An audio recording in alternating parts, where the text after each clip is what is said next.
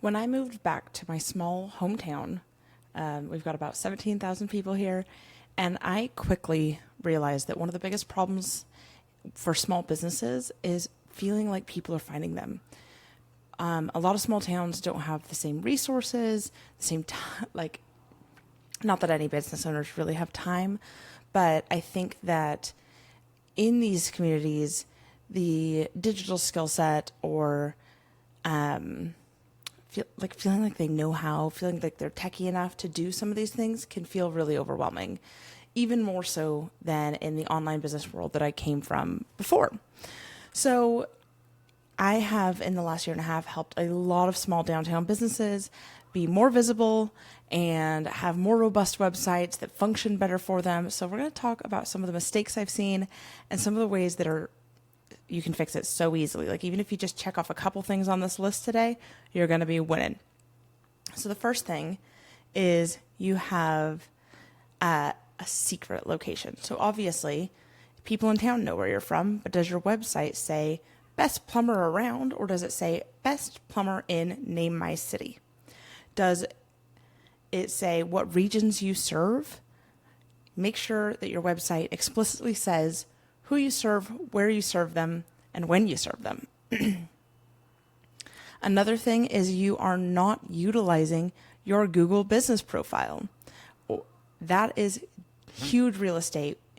When people search for something or search through it through AI, as they more and more are, you want to be one of those businesses that shows up at the top of the list that people know is good. And so reviews, having set hours, having a really consistent Google business profile is key to that.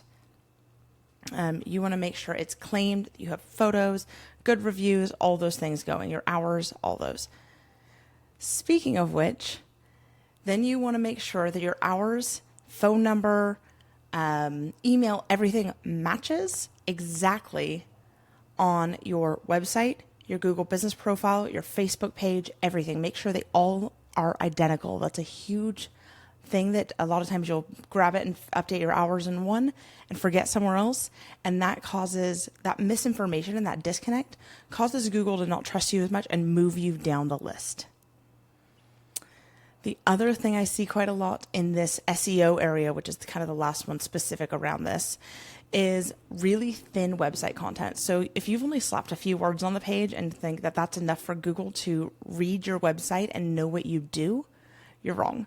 You need to make sure you're putting as much keyword-friendly content in there, talking about, again, those things, who you are, what you do, who you serve, where you serve them, and let it happen organically, but thoughtfully. All right, so category number 2 is manual mode fails, things that are draining your CEO energy. One is hiding prices. You're going to get a lot of tire kickers if you aren't sharing your starting prices, what your packages are, etc. So making sure that you're really transparent in that area is going to save you so much time and energy. One we've talked about before is the blank box boring contact form on your website, giving people a really realistic view of what they can expect when they contact you, a couple different options of ways to contact you, so that you're not filtering people out who hate contact forms. And then just using a generic contact form that feels meh, that people just think, do they actually even read these things? If it's really specific and really branded to your business, people know that you will respond on the other side of that. Missing calls to action. This is one I see all the time. You've got to tell people what you want them to do. So that might be book a call with me. That's what the call to action is all over my website. Book a consultation.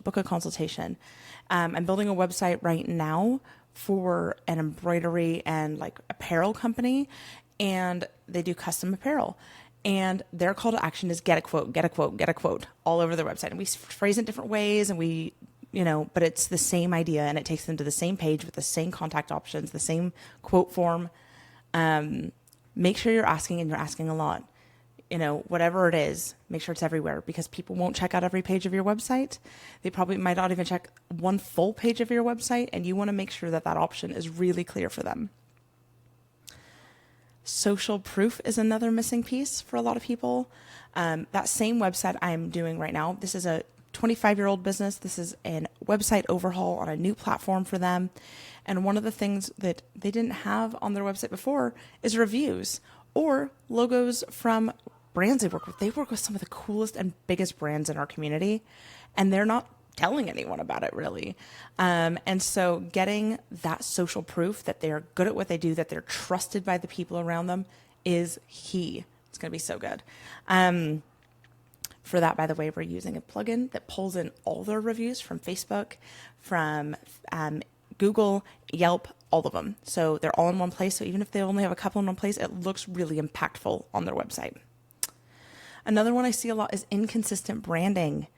It's really easy to not use the same fonts, colors, logos all across the board. But when people Google you, and if they go to your Instagram and your Facebook and your website and you're using different logos, different colors, they're not going to feel like your business is legit. They're going to, without maybe even knowing why, feel like something is off and that you aren't as professional as a business that is nailing that consistency. All right, almost there. Final stretch. The last few things in the next category, the final category, is tech and analytics fails. So one is, are your phone numbers, email addresses, physical location addresses across your website clickable? If somebody clicks them on their phone, will it open a phone call or text message to you? Will it take them to Google Maps? Will it open an email module that they can like instantly interact with your brand? If those things aren't clickable, you're missing a key way for people to reach you. Another one is broken links. If you've had your website for a while, it's pretty likely that either you have website pages that no longer exist that might be showing up in other places that you need to redirect, or that you have links on your website to, say, a page from the Chamber of Commerce or another business in town that no longer work, and you're going to need to make sure that those links are updated. So checking your blogs, checking various pages on a regular basis for broken links is so important, because if you have broken links, what it tells Google is this website's out of date. They don't know what's up anymore. They don't. The things on it aren't true anymore. The other last couple are flying blind. If you're not tracking your analytics, if you're not seeing who's visiting your website, what pages they're coming from, how many people are coming to your website, how long they're staying, you are missing a key component of your strategy. You can be using Google Analytics. A lot of website platforms like Squarespace have built-in analytics, and my favorite is Plausible Analytics. And they're just, it's such a key piece of your strategy. If you don't know how long people are hanging out on your website, if you don't know how long they're staying, why they're coming, how long they're staying, what pages they're dropping off, etc., it's time you know. And finally, along those lines, is ignoring your Google Search Console. Has Google bothered to index all of your pages? Do you need to submit your sitemap? Are there errors on pages that you can correct and make sure Google's seeing better? Can you ask it to index pages that it's forgotten about?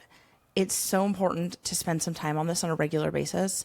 Even if you just schedule it quarterly, it will make a huge difference in the findability of your work. All right. Whew. That's a lot of little things. Again, you don't need to tackle all of these right now. I really hope you don't. It would feel really overwhelming. But even if you schedule one day a week or a couple days a month just to tackle these little things in your business, it's going to be huge for people finding you and feeling like you're legit, you know what you're talking about, and they should work with you.